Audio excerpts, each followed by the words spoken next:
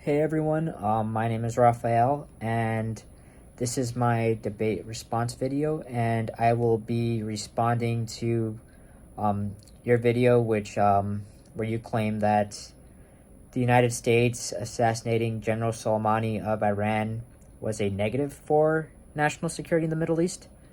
I will take the opposing side because I believe that the United States assassinating Soleimani was a positive and benefit for national security in the Middle East, mainly obviously for the objectives of the United States and Western countries and our allies.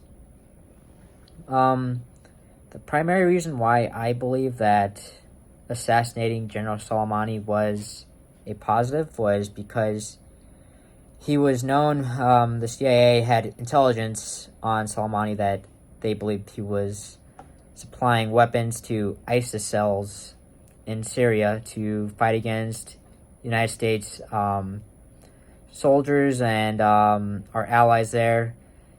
And this turned out to be true, that he was providing funding. He was approved by the Iranian government to supply arms for them to fight us in Syria. So obviously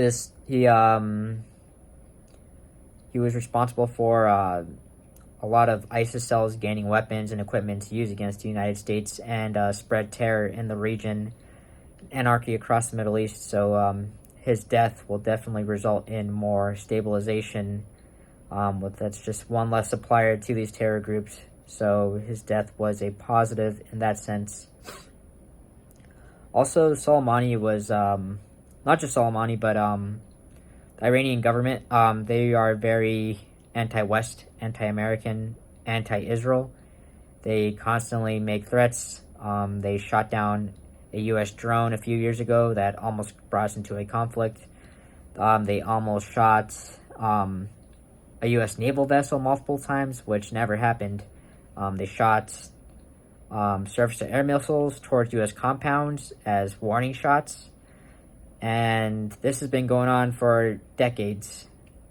And I believe this strike was well-deserved, and killing Soleimani was definitely a message sent to the Shah of Iran and to the Iranian government that they cannot continue to spread terror and intimidate the West with terror-like tactics and acts of aggression. Again, Soleimani, he was also a very anti-Israel, who is known as our greatest ally in the Middle East, on the general region. And Iran constantly makes threats towards Israel that they will wipe them off the map, which is a good reason why they don't have nukes.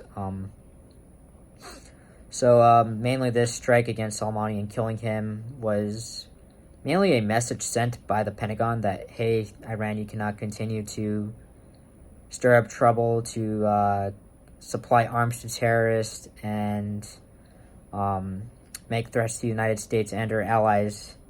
So killing him again, I believe, will bring more stability over time, keep others in check, keep Iran in check. Again, this was mainly a message sent to Iran to prevent Soleimani from any other generals who are similar to him from acting out and again supplying arms to ISIS cells and other terror cells that fight against the United States. And one last note is Iran obviously does not get along with Saudi Arabia, and the United States was distancing itself from Saudi Arabia as far as like buying oil, due to the journalist Khashoggi. The Saudis obviously had him assassinated for speaking out against their political monopoly.